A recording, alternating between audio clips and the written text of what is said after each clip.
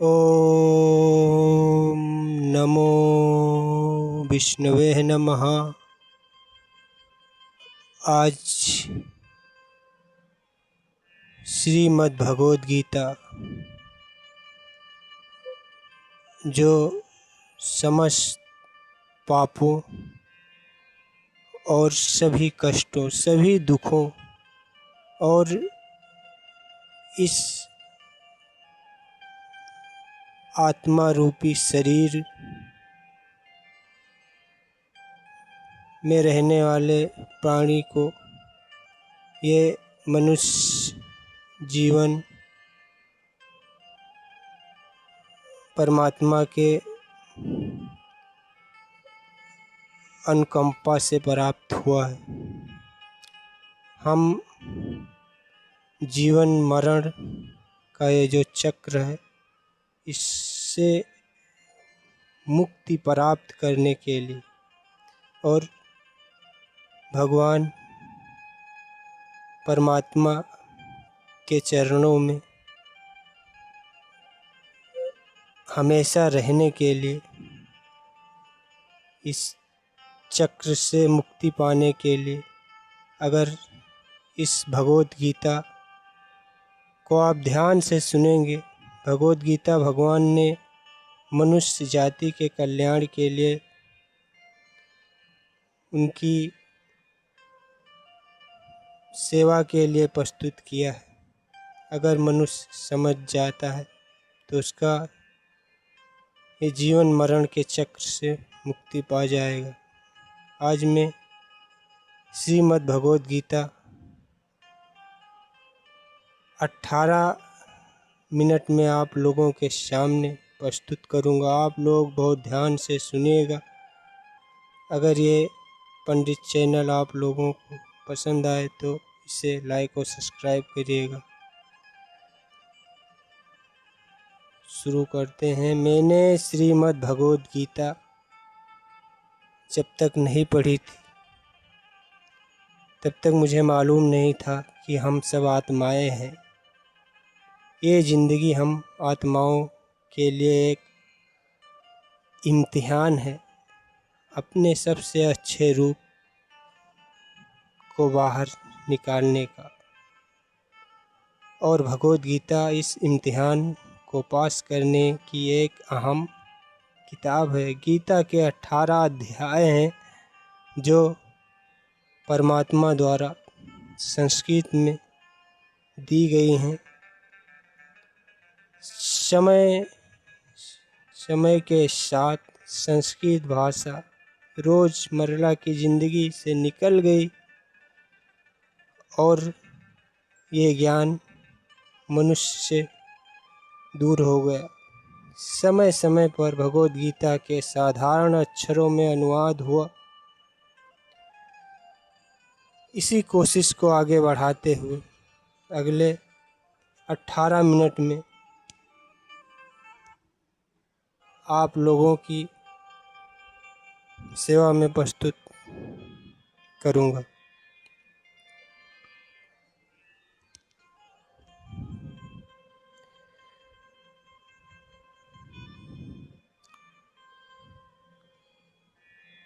अपने गुरु के आशीर्वाद से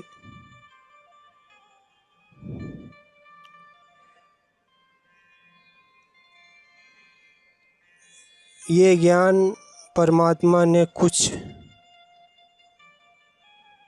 5,500 वर्ष पहले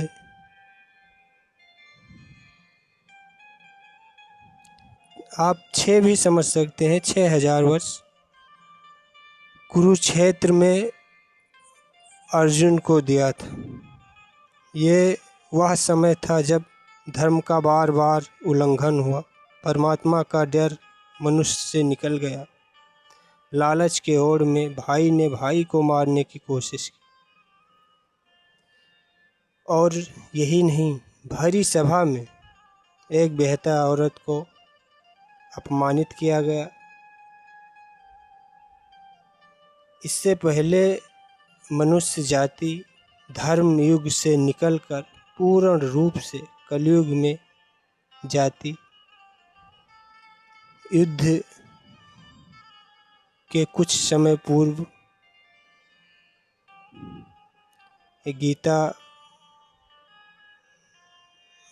कुरुक्षेत्र के रणभूमि में किस परमात्मा ने भगवान श्री कृष्ण के द्वारा मनुष्य जाति के कल्याण के लिए दिया गया बाइबल, कुरान, गीता, गुरु ग्रंथ साहिब, ये सब परमात्मा द्वारा दी गई किताबें हैं जिन्हें हम पढ़कर सुनकर अपना कल्याण कर सकते हैं।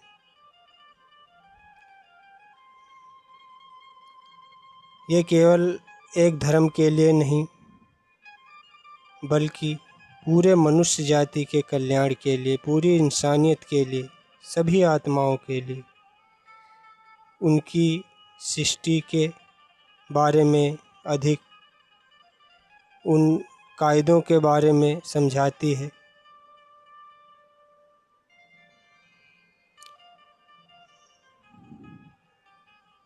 जिनका मनुष्य को हर हाल में पालन करना होगा, रक्षा करनी होगी और इन्हीं कायदों को मनुष्य शरीर त्यागने के बाद परखा जाएगा और इस परीक्षा में पास होने के बाद हमेशा के लिए जन्म और मृत्यु से मुक्ति मिल जाएगी। सब सुख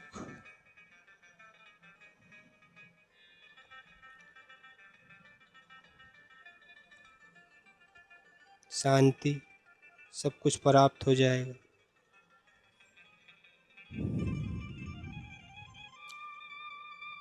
इस शरीर को त्यागने के बाद मनुष्य को परखा जाएगा।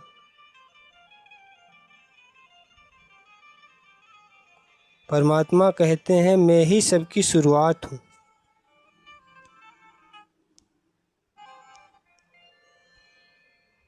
मैं शुरू से पहले था।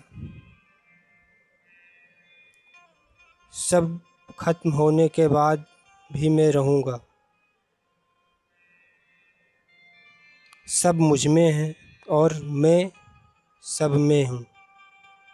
जो भी तुम देख सकते हो, चख सकते हो, सुन सकते हो,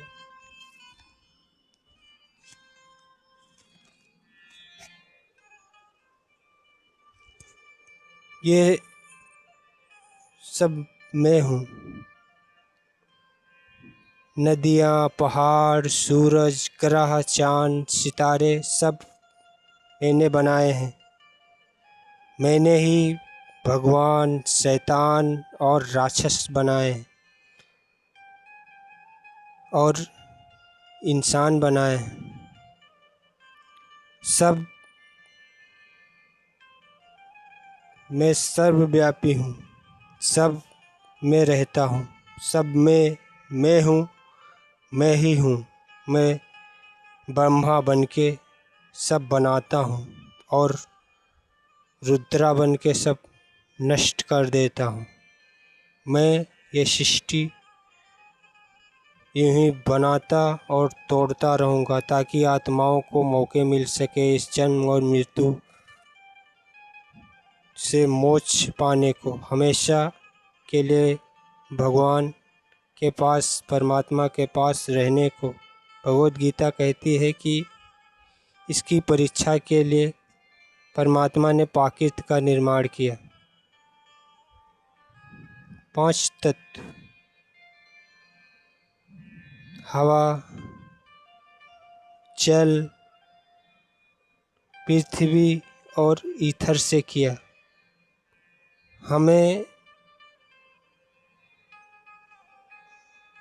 हम लोग इन्हें छूकर, देखकर समझ सकते हैं, महसूस कर सकते हैं। परमात्मा इन सब से अलग है। उन्हें आत्मा इन इंद्रियों से नहीं जान सकती। आत्मा 5 इंद्रियों के बीच वैसे ही है जैसे एक लोहे का रिवोट, जिसे बनाने वाले का कोई पता नहीं। अर्जुन को भी परमात्मा ने विराट रूप देखने के लिए भगवान श्री कृष्ण ने दिव्य नेत्र दिए। भगवद गीता समझाती है कि आत्मा अजन्मी है, उसे कोई मार नहीं सकता, कोई जला नहीं सकता, कोई डुबा नहीं सकता, कोई काट नहीं सकता। लेकिन आत्मा को परमात्मा के साथ रहने के लिए परीक्षा रूपी जीवन में बैठना ही पड़ेगा।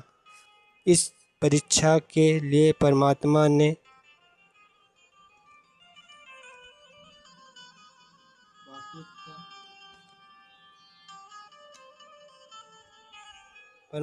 ने पृथ्वी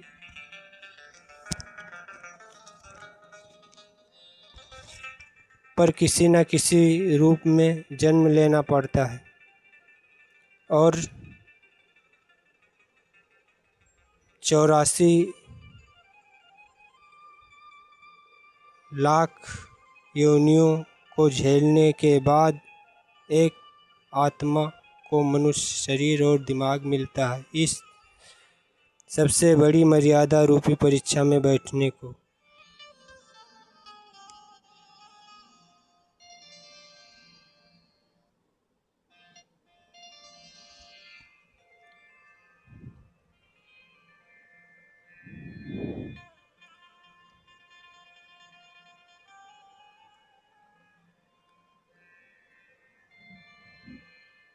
मनुष्य शरीर और दिमाग मिलता है इस मर्यादा रूपी परीक्षा में बैठने को। पूरी परीक्षा के दौरान तरह तरह की अच्छी और बुरी भावनाओं के चक्रव्यूह में डाला जाता है, जिनके हर आत्मा अपने अंदर के तामसिक और राजसिक अवगुणों से निकलकर सात्विक जीवन में प्रवेश करने का मौका मिलता है।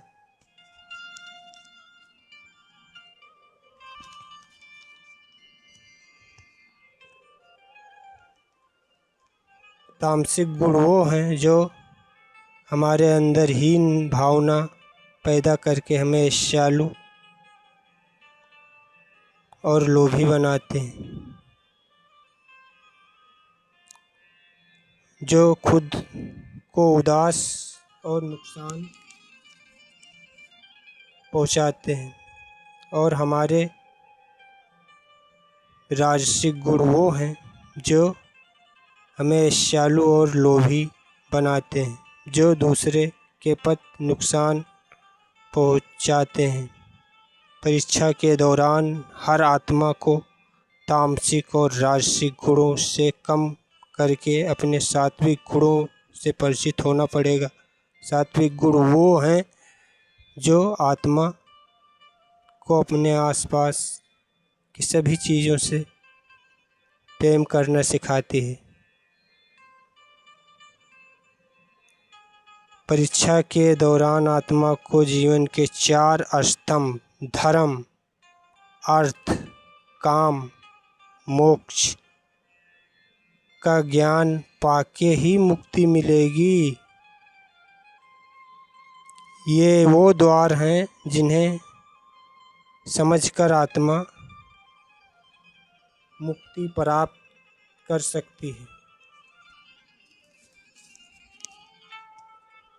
पहला द्वार धर्म का है, शेर इसका प्रतीक है।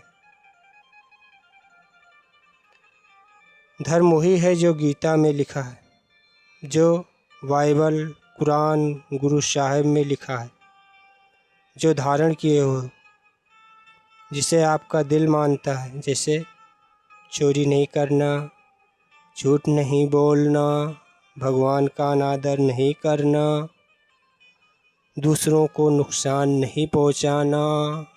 यही सब धर्म है। आत्मा को अपने जीवन काल में धर्म का पालन करना होगा और उसकी रक्षा करनी होगी। दूसरा द्वार अर्थ का है।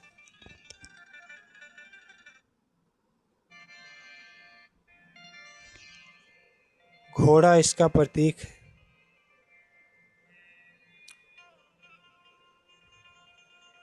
हर आत्मा अपने जीवन काल में पृथ्वी का होने का अर्थ या मूल कारण समझेगी। जिंदगी में भोगने वाले चीज़ें और रिश्तों का आनंद लेगी। अच्छा बेटा या अच्छा बेटी या अच्छा भाई बनकर, अच्छा बहन बनकर या अच्छा पिता या अच्छा पत्नी बनकर हर दुनियावी रिश्तों पर खरी उतरेगी और इसका पालन करेगी, इसको पास करेगी।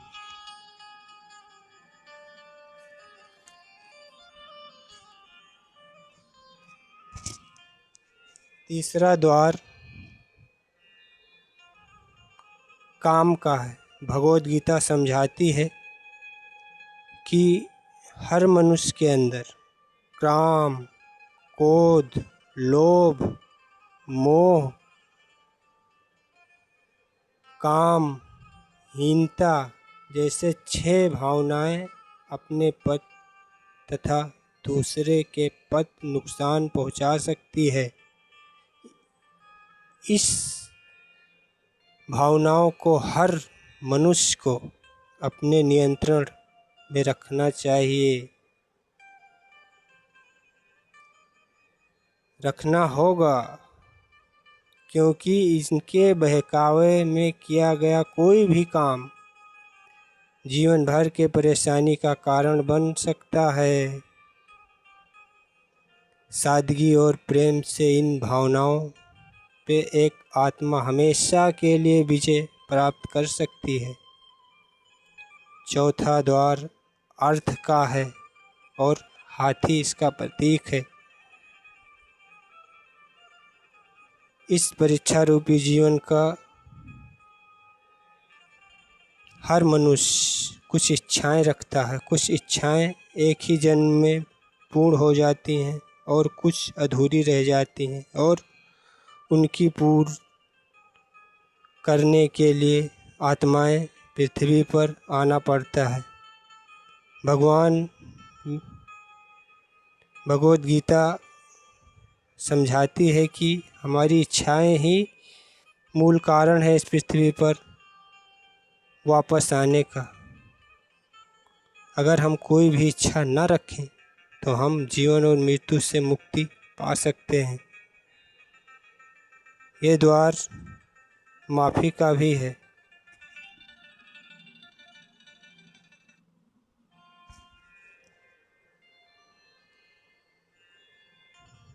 जिन्होंने हमारे साथ गलत किया उन्हें माफ़ करके और जिनके साथ आपने गलत किया उनसे माफ़ी मांगकर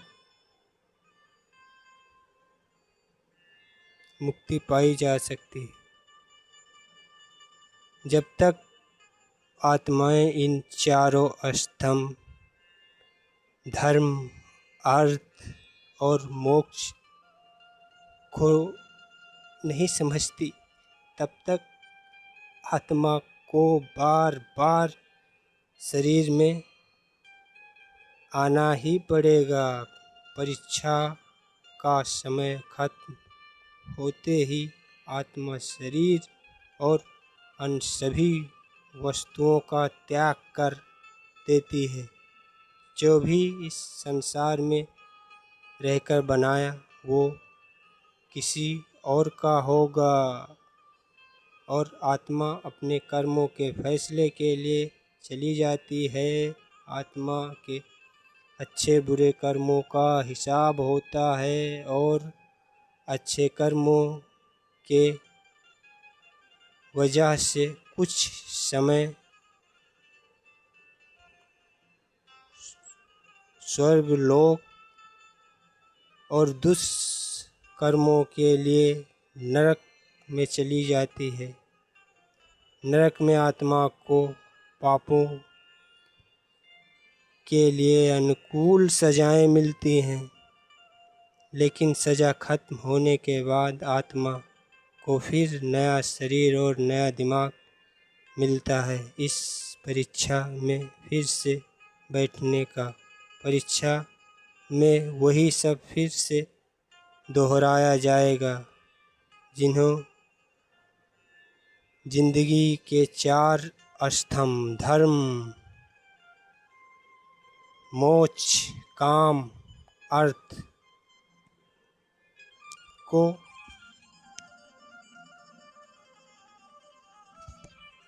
समझने के लिए हर जन्म में अपने कई जन्मों और कर्मों के हिसाब से कभी अच्छे तो कभी बुरे हालातों में डाला जाता है।